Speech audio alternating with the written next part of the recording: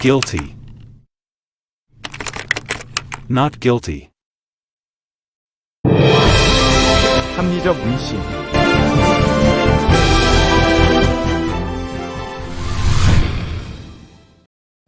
합리적 의심의 서용진 변호사입니다. 오늘은 17번째 에피소드 물품 대금 못 주더라도 경영자의 의지가 있다면 사기죄 무죄라는 제목으로 시작하겠습니다. 오늘 사안은 물품 대금 미지급으로 사기죄로 고소된 사안인데요. 회사 대표이사가 물품 원재료를 공급받을 때 회사 파산에 이르러 물품 대금을 지급하지 못할 가능성이 있다는 사실을 인식할 수 있었기 때문에 2심에서 사기죄로 인정되었던 사안입니다. 즉, 회사 대표이사는 회사가 파산할 가능성이 있었기 때문에 물품 대금을 지급할 의사와 능력이 없었음에도 불구하고 지급할 수 있는 것처럼 피해자를 기망하여 물품을 공급받고 편취하였다는 이유로 사기죄로 인정되었던 것이죠. 자, 그러면 대법원에서는 어떻게 판단하였을까요? 우선 검찰 측의 공소사실 보겠습니다. 피고인은 철강자재를 공급받더라도 그 물품 대금을 변제할 의사나 능력이 없었다. 그럼에도 불구하고 피고인은 피해자 주식회사 영업직원에게 철강자재를 회사에 외상으로 공급하여 주면 그 대금을 틀림없이 지급하겠다라고 기망하여 3억 원에 해당하는 재산상 이익을 편취하였다라는 내용으로 기소하였습니다. 자, 이에 대해서 대법원은 어떻게 판단하였을까요? 피고인 무죄 판결을 내렸는데요.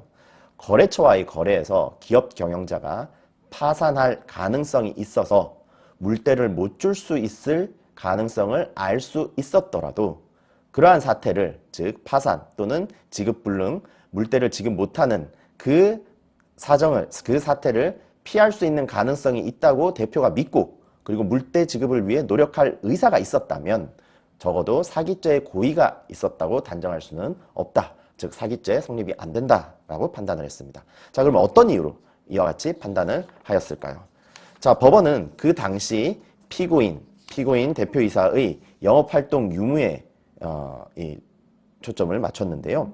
당시 피해 회사로부터 철강 자재를 공급받은 후 대표이사는 피고인은 이를 모두 제품 생산에 투입했다. 그리고 제품을 꾸준하게 생산을 하고 있었으며 매출액 및 수금액이 피해 회사에 대한 이 물품 대금 채무액을 상회하고 같은 기간 월말 미수금 채권도 큰 금액이 있었다라는 거죠.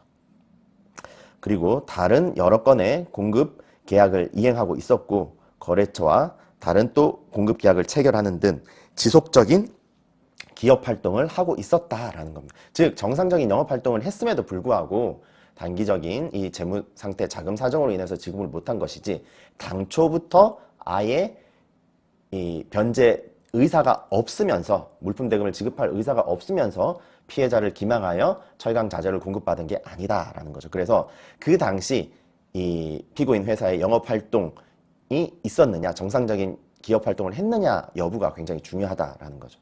그리고 그 당시에 매출 채권 및 미수금 채권 관련해서 재무 비율을 주장을 했고요. 그리고 피해자 물품 대금 우선 지급 약정이 있었는지 여부를 살펴보았습니다. 자, 매출금을 고정비용과 즉시 결제가 필요한 원자재 매입 대금에서 먼저 지출하는 방식으로 자금을 운용을 했는데 이는 유동성 부족을 겪는 기업에서 흔히 있는 일이고 피고인이 피해 회사로부터 공급받은 철강자재로 생산한 물건의 매출금으로 피해 회사에 대한 물품 대금을 우선하여 지급하기로 약정한 바가 없다라는 거죠. 즉 피고인 입장에서는 피해자로부터 자재를 공급받아서 그 자재로 생산을 해서 매출을 일으켜서 그 매출금으로 피해자한테 물품 대금을 바로 지급하기로 약정한 바 없다라는 거죠. 일반적인 회사에서는 유동성 부족을 겪는 기업에서는 일반적으로 선입선출로 다른 물품 대금 결제하거나 다른 이 회사의 운영 비용에 충분히 쓸 수 있다라는 겁니다. 만약에 피해자 물품 대금을 우선 지급하기로 약정이 있었다면 거기에 썼어야 됐겠죠. 그런데 이 사안에서는 피해자 피고인 간에 그와 같은 이 피해자로부터 받은 물품으로 생산한 제품을 팔아서 얻은 매출로 그 물품 대금, 피해자의 물품 대금을 우선하여 지급하기로 한 약정이 없었다라는 겁니다. 자, 그 다음에 법인회생의 신청 경위. 이 피고인 회사의 법인회생 신청 경위는 물품 대금을 처음에는 변제할 수 있을 것으로 생각을 했는데 거래처 부도로 물품 대금 우리가 이 거래처 대금을 못 받아서 그 자금 경색으로 인해서 일시적인 유동성 부족으로 인해서 법인 회생 신청을 들어가게 되었다. 이러한 자료, 이러한 회사의 당시 사정에 비추어 본다면 피고인에게 당초 변제 의사 능력이 없었다라고 볼 수 없다라는 거죠. 자, 그래서 중요한 것은 이와 같이 파산에 의해서 이런 경우가 굉장히 많습니다. 현업에서 그 당시에 회생 들어갈 가능성이 굉장히 많았다라는 거죠. 그럼에도 불구하고 회사 운영을 위해서 이 원재료 공급받아서 물품 생산하고 매출은 계속 발생이 되는 거죠. 자, 그렇게 기업 회생 또는 파산에 의한 가능성이 있었어요. 물품을 공급받을 당시에. 그러니 채무 불이행, 즉 물품 대금을 공급받은 물품 대금을 지급하지 못할 가능성을 인식할 수 있었음에도 불구하고, 그렇다면 결국은 변제 자력과 능력이 없음을 알았음에도 불구하고 원재료 공급받은 거 아니냐, 그래서 사기죄로 인정되는 거 아니냐라는 거에 대해서 사기죄를 무죄받기 위해서 필요한 것은 그 당시 그리고 그 이후에 정상적인 영업활동을 계속하였다라는 그 영업에 대한 노력과 변제 의사는 있었다. 그 의사가 있었다는 걸 반증하는 것이 정상적으로 영업을 해서 그걸 통해서 갚으려고 했다라는 거겠죠. 그러니 정상적인 영업활동을 했다라는 증거, 이것이 꼭 필요하다. 이거를 주장할 수 있어야 되고, 그리고 당시 회사의 재무 비율, 다른 우리의 뭐 매출 채권도 있었고 미수금 채권도 있었고, 그리고 매출액과 매출 채권 비율로 봤을 때 충분히 이 돈이 그 당시에 조금 돌았다면 갚을 수 있었다라는 변제 능력, 네, 이 부분에 중점을 둬서 입증을 해야 사기죄 무죄를 받을 수 있다라는 겁니다.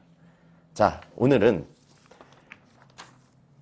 기업 경영자가 당시 돈을 차용을 하던 또는 물품을 공급받던 그 당시에는 회사 사정이 어려워서 회생 또는 파산에 들어갈 가능성이 높았고, 그로 인하여 물품 대금이나 차용금, 대출금을 변제하지 못할 가능성을 알고 있었다고 하더라도 대표 입장에서는 그를 타개할 수 있는 노력이 있었고, 그리고 실질적으로 그와 같은 노력을 한 경우, 정상적인 영업을 통해서 그런 노력을 한 경우에는 사기죄가 인정되지 않는다라는 판례를 살펴보았습니다. 자, 오늘 사안이 여러분에게 도움이 되셨길 바라면서 합리적 의심의 서용진 변호사였습니다. 저는 다음 에피소드에서 찾아뵙겠습니다. 감사합니다.